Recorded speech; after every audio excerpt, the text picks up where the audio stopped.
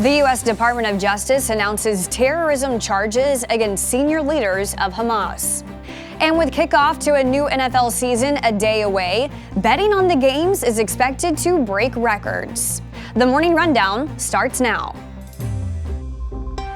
From the Straight Arrow News Studio, bringing the stories that matter to you from across the United States and around the world. This is the Morning Rundown. Today is Wednesday, September 4th. Thank you for joining us. I'm Kara Rucker. The Department of Justice has announced charges against 6 senior Hamas officials for killing at least 43 Americans since the terrorist attack on October 7th in Israel. It's been nearly 11 months since Hamas launched its assault, and there's still war raging in Gaza and mass protests taking place in the streets of Israel after 6 more bodies of hostages were recovered. U.S. Attorney General Merrick Garland says the federal charges unsealed Tuesday won't be the last efforts by the DOJ to hold Hamas accountable for its heinous crimes. On October 7th, Hamas terrorists murdered nearly 1,200 people, including over 40 Americans, and kidnapped hundreds of civilians. They perpetrated the deadliest massacre of Jews since the Holocaust. The charges unsealed today are just one part of our effort to target every aspect of Hamas's operations. These actions will not be our last.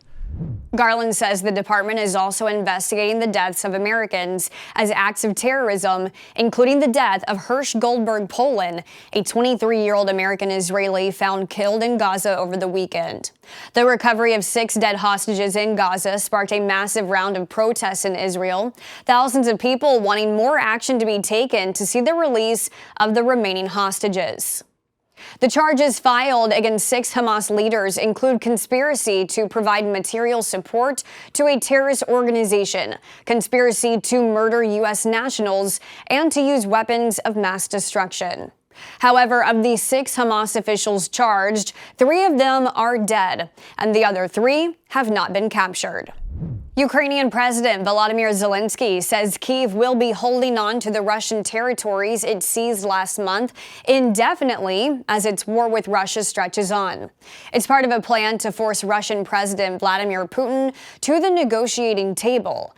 Almost a month ago, Ukrainian troops took over Russia's Kursk region in an unexpected operation. Ukraine now claims it controls nearly 500 square miles of Russian territory and has taken hundreds of Russian prisoners of war.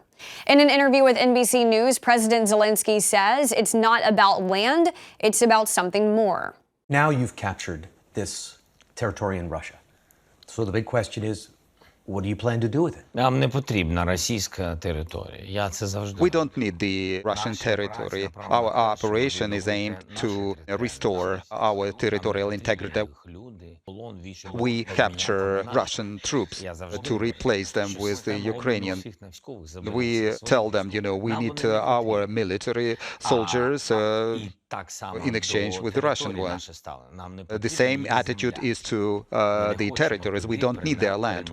Zelenskyy would not discuss whether Ukraine planned to try to seize more Russian territory. Zelensky's interview aired just hours before Ukraine's foreign minister resigned today, as a Ukraine parliament deputy warned Wednesday would be the, quote, day of resignations, with more than half of Zelensky's cabinet members expected to be replaced. With less than 9 weeks to go until Election Day, both presidential candidates will be on the road today. The Democratic nominee, Vice President Kamala Harris, will be giving a speech in New Hampshire, where she's expected to announce plans for new benefits for entrepreneurs and small businesses, including a tax deduction of up to $50,000 for starting a small business, 10 times the $5,000 amount currently granted to small businesses in their first year. She's also set to announce a goal of 25 million small business applications during her first term if she's elected president. This would surpass the 19 million new small businesses under the Biden administration. Meanwhile, the Republican presidential nominee, former President Donald Trump, will be holding a town hall in the battleground state of Pennsylvania. Trump will be taking questions during the event at the Farm Show Complex in Harrisburg, hosted by Fox News host Sean Hannity. The town hall will air later tonight on the network. And both vice presidential candidates will also be holding events today, with Minnesota Governor Tim Walz in Pennsylvania and Ohio Senator J.D. Vance in Arizona. A federal judge has rejected former President Donald Trump's request to intervene in his New York criminal case. Trump's lawyers were hoping to move the case to federal court so they could try to have his conviction overturned in the wake of the Supreme Court's presidential immunity ruling. The judge said Trump's conviction for falsifying business records involved his personal life, not official actions, which the Supreme Court ruled are immune from prosecution. President Joe Biden says he won't stop trying to eliminate student loan debt for millions of Americans as a new lawsuit claims he told servicers to cancel billions of dollars worth of debt in secret. The lawsuit, brought by 6 Republican states, led by Missouri Attorney General Andrew Bailey, alleges they have documents proving the Biden administration plans to begin canceling loans this week, even though a cancellation plan technically does not exist yet. Usually, states cannot file to block federal regulation until it's officially in place. But in this case, the states say they have proof the Secretary of Education is implementing the plan without one officially being in place. The lawsuit claims the administration has been planning the move since May. The Education Department has not commented on the pending litigation. Finally this morning, ahead of tomorrow's kickoff of the NFL's 2024 season, the American Gaming Association is predicting Americans are about to dish out the big bucks betting on games, saying $35 billion will be placed in legal wagers this season. If the association is right, that would be a roughly 30% increase from the amount bet on the NFL last year. Last season, there was nearly $27 billion spent on betting on NFL games.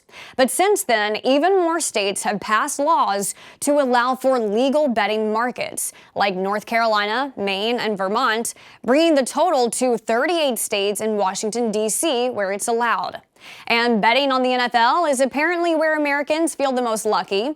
More bets are placed and more money is wagered on the NFL than any other league. These are your top stories for this Wednesday. We'll see you back here tomorrow. Until then, I'm Kara Rucker. Have a great day.